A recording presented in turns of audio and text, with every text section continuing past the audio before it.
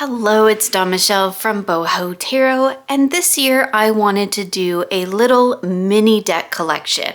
So I wanted to get together some of the different types of decks that I use for various practices or that have a similar theme or that I like to use together and kind of share those with you throughout the year.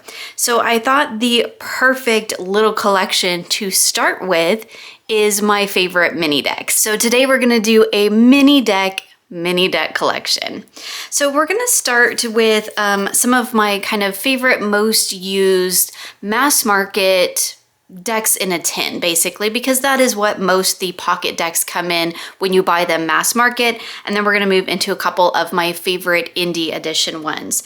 Now, my absolute probably favorite and most used little mini deck is actually the Centennial Waite-Smith. Now, it does come in a tin, but I have it in this adorable bag from Danny Mystic. This is her little Pixie Rose bag. It is so freaking cute. This deck lives by my bed. And so it's one that I tend to pull cards from pretty much daily because I tend to pull a couple cards every night before I go to bed. This is a practice that I started in 2021, and I think I did pretty much through most of the year. And definitely a practice that I'm still continuing into 2022, although I may switch to a different deck, which we'll talk about here in just a moment. But for right now, I'm still enjoying pulling cards from this one every single night. It just is such a wonderful, quick little reader. You know, it's those cards that we all know, that we all just can get real quick hits off of. And I love the Centennial edition. It's definitely my favorite. And so it's just the one that kind of lives by my bed, and it lives in this little Pixie Rose bag by Danny Mystic, and it's just the perfect little bedtime pouch. So that is probably my favorite, but also my most used mass market little mini deck or tarot in a tin. So some of my other favorite mass market tarots in a tin are the Tarot de Maria Celia. Now, this is actually a Marseille deck. So this is my favorite little mini Marseille, and it does happen to be the only mini Marseille that I have. I don't think I have any other Marseilles in a tin. I'm not even sure that there's any other ones available. Here's the backs.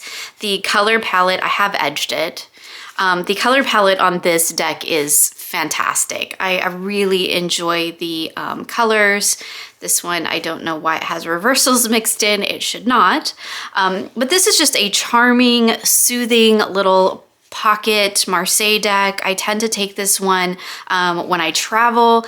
It tends to get thrown into my bag with a couple of these other decks that I have here on the table, and it's just a great solid little reader. It's such a cute little Marseille deck. I don't read with Marseille all that often, and I only have a couple that I gravitate toward frequently if I'm going to use a Marseille, and this would definitely probably be the one that I tend to grab the most. It is also, you know, any deck that's in these little tins, they're super handy to grab and go. So I love to just throw these in my bag when I'm going places, or, you know, particularly when I'm taking trips and I'm going to be gone for a while. I do always take my Llewellyn with me too, of course, but these little tarots in the tins are the ones that I tend to gravitate towards, kind of the grab and go decks. So another deck that I almost always take with me when I travel is the White Sage Tarot, and this is of course the little tarot in a tin. And I do believe that all these little tarots in a tin, besides this one, are from US Games. I know that Llewellyn has some mini decks as well, but I don't have any of theirs, and I do believe that they are even smaller than these. Here's the backs, which I do love. I haven't edged this one yet, although I might edge it in a soft gray just because. This deck, not only do I use it when I travel, it's also kind of the deck that I use when I just need to take a pause, when I need to kind of have a mindful moment. Need a little self-love, a little self-care. This tends to be the deck that I grab. It is always at hand. It's in my little bin that is like right next to my desk, right next to the door. So as I'm coming and going from my workspace, I can grab this deck if I just need to kind of take a moment, take a little breather. This deck works beautifully for that. I love the pippish nature of the cards. It doesn't bring any baggage to a reading, which is really, really nice. It just kind of has this really soft, soothing palette. It has this really kind of clear reading style for me. I definitely read this deck more numerologically and elementally because it is a pip style deck, which is kind of my baseline for my tarot practice anyway. So a deck like this works really well for me. But there's just something so soothing and comforting about these images. It just makes it the perfect little deck to kind of just take a breath, take a moment, pull a card or two, and take a moment for yourself to kind of just think and reflect on the card. That is one of my favorite things to do with this deck, and that is kind of what this deck is for me. It's kind of like my mindfulness deck. It's just one that I grab whenever I need to just take a minute and take a breath. It's also one that I do tend to use for like self-care readings or sometimes for my full moon readings. Like I said, it's one that I take on vacation because generally when we're on vacation, when we're traveling, I'm trying to connect with the mindful moment, you know, and just kind of take some time for myself. And this deck reminds me to do that beautifully. So another one of my favorite little decks for just everyday kind of readings is the Morgan-Greer in a tin. Now I do have the full-size version of this as well, and I do use it quite frequently. I do, of course, have the full-size version of the Centennial as well. I actually have two copies, one that I work with and one that I have kept in order for study. This is the backs, of course, same as the full-size edition. I love this deck. I've spoken about this deck many times. I did a whole video, it was a year or two ago now, where I picked up like 3 or 4, I think it was 4 decks that were kind of these old school tarot, right? They've been around for a long time, and I had just never gotten around to picking them up or using them. So the Morgan-Greer was one of them. The Aquarian was one of them. Both of those decks I still have. I think I pulled the Hanson Roberts and the Robin Wood Tarot. I think those were the other 2 decks that I had given a try, and I ended up keeping the Aquarian and the Morgan-Greer. There is an Aquarian Tarot in a tin, and I am tempted to get it. It may at some point make its way into my little mini deck collection, but at this point I don't work with the Aquarian enough to warrant having 2 copies of it. This deck I do work with all the time. This deck definitely feels like my childhood in a deck. It is very connected to paternal energy for me, and so it's a deck that I tend to use a lot when I'm doing that kind of work or when I just kind of need that type of a message. It's very much a very clear reader for me. I really enjoy the artwork. I really enjoy the colors. It's just a deck of nostalgia for me is really what it is. And I do tend to keep this one in my living room.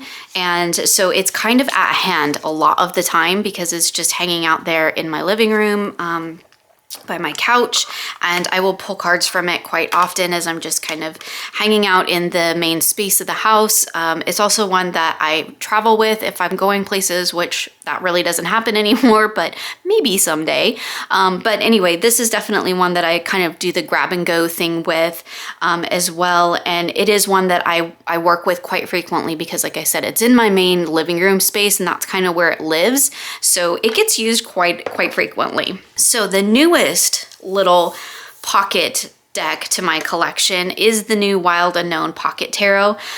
This one I believe is by Harper One. This is, you know, of course, the little new pocket version. This guidebook, so you can see it's a little bit taller and a little bit skinnier than the US Games pocket versions. This guidebook, I think, I haven't read it. Obviously you can see because it's still open, but it still looks new, but I really think that this is the full original guidebook condensed down into this little thing, which, I mean, totally probably not super usable if you don't have great eyes like me. This is a little hard to read, and it's definitely thick and chunky, and generally when you have books like this, they're not going to hold up real well, but this is not a deck that I need a guidebook for. But it is like the stinking cutest little guidebook. Like, look at that thing. That is so cute. I mean, it wins just on cuteness alone.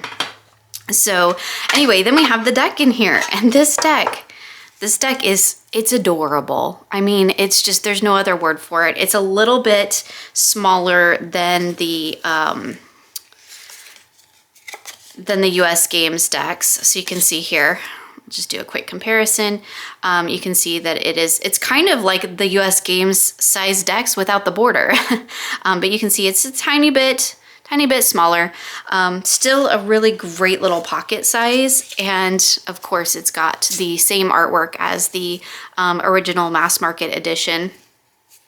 It's cute. The cardstock is a little bit different than the full-size edition, the full-size mass market edition. There are indie editions of this deck floating around as well.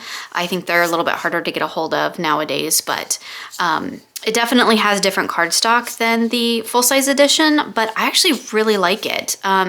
It's a really great kind of satiny cardstock. I don't know what the name of that is. I need to go back and rewatch Lisa's cardstock video.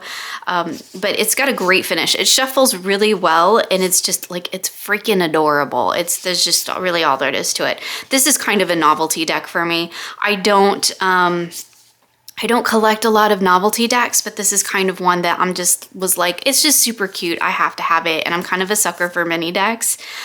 So I definitely wanted to get a hold of it just so that, I could play with it. I haven't used it much, but it is super, super cute. And I just realized I forgot one of my newer tarots in a tin. Not as new as the Wild Unknown, but definitely newer to me. This is the Barbara Walker Tarot, because I have this set aside in my decks that I use for the new or dark moon, and so it wasn't in its normal place. So we're gonna squeeze it in here because I totally forgot to grab it.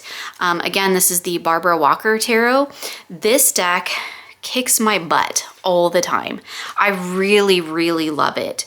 It's a bit of a confronting deck for sure. It's definitely kind of steeped in the Maiden Mother Crone energy, which I absolutely love. And that is kind of an energy, the Crone energy is something that I work with during the dark moon phase.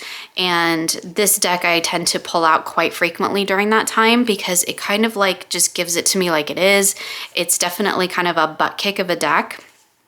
It does not pull any punches, and I really actually appreciate that about it. There are times when you want the soft and fluffy like we get in the White Sage, but then there are times that like I want the butt kicking. I want it to tell me, what it is that I really need to know, even if it's not what I want to hear, because I think that that's really important for my own personal growth. This deck works beautifully for me during that time. It also reads really well with a bunch of my other decks that I use during that time. In particular, like my Stunning Tarot, my Dark Goddess Tarot, the Tarot of the Crone, decks like that. They all really work beautifully together. I do really like the keywords on it. I haven't gone through and done a Thoth comparison with this deck, but I don't think that they are really Thoth keywords, although there might be some similarities because, again, I haven't done the comparison. So if anybody knows, let me know in the comments below. But I absolutely love working with this deck. I wasn't sure about it when I first got it, but it's super cool. I really appreciate its blunt nature, and I always get really, really succinct but really powerful readings with this deck. So I wanted to make sure that I included that because it definitely is one of the most used little tarot in a tins that I have in my collection currently, because I do use it every month, and I do pull it out quite often whenever I need those kind of just really succinct, kind of a butt-kicking reading. This is the deck that I've been going for. Okay, so let's move on to a couple of the indie decks that I have here. This is the Gentle Tarot Pocket Edition. This is the prototype. So I do believe the edition when it comes out, it was a Kickstarter, like I backed it on Kickstarter. It will be in a little tin. Again, this is just the prototype, so I don't have a tin or anything for it. The Lover's card, there's 2 Lover's cards. This is the one that I have in here.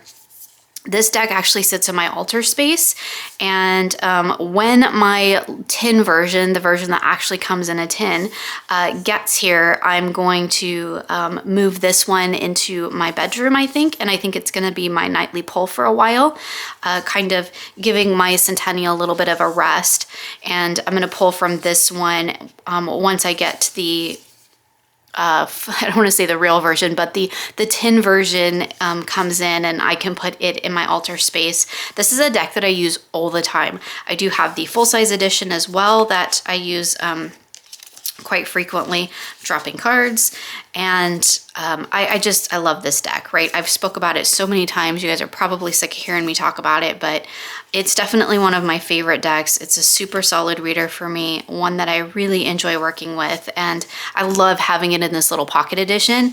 It's great for my sort of sacred work, my personal growth work.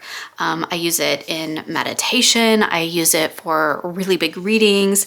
I'm currently using it for my monthly medicine, not this pocket edition, the full size for the monthly medicine, but this one, it's definitely a staple in my collection for sure. So I'm definitely looking forward to getting the tin version to put in my sacred space so I can move this one to my bedroom. So again, that is the Gentle Tarot Pocket Edition, which will be coming out pretty soon, I do believe.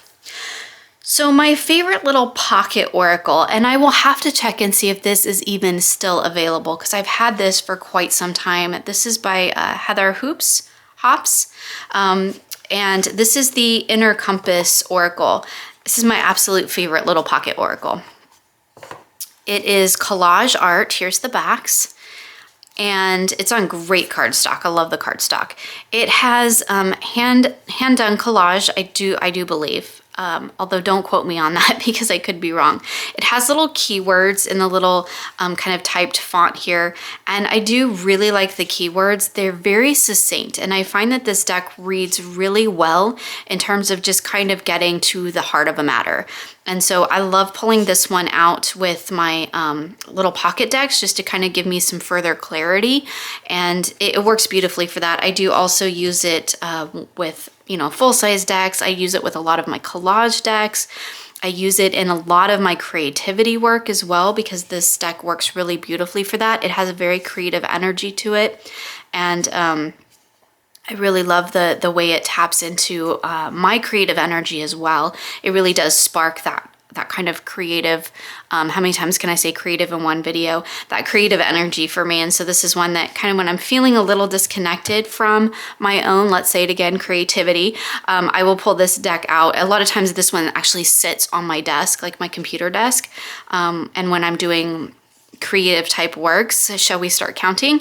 And I will pull a card from this deck just to kind of give me a message for the moment, kind of just something to tap into, something to kind of spark my own creativity. So yeah, this is the Inner Compass Oracle. It's a little indie deck. I do not know what its current publication status is, so I will definitely look and put it in the description box below for you, along with links for all these other decks, of course. But this is just, yeah, my favorite little pocket oracle. I love this one. I don't tend to take it places because the box, while it's cute, isn't really conducive to travel.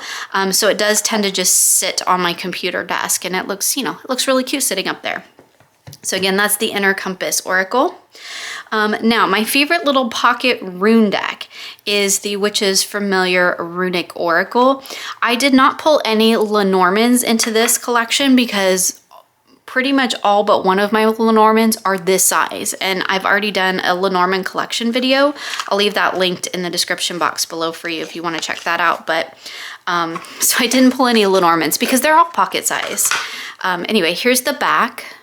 I have edged mine in black, and I love this little deck. It's a really wonderful little rune deck. It does have like imagery that goes along with it. We have animals on every card, and I think it's just like, get that, the whale for radio. I love that. I do really like the animals that they've chosen to put in association with the cards, like the owl for Kenya's. I think they work really, really well. I do kind of wish that the creator would create this deck with like different background colors. I know that sounds so stupid, but you know where you can see the like teal splash of color? I wish we could get this deck in a couple like varieties of that. Does that sound stupid? Just because this teal color doesn't really go with a lot of my decks. And I know that's just so silly, but like just a more neutral one would be cool. Like something in the brown or the tan, I don't know. But anyway, I mean, it doesn't stop me from using it.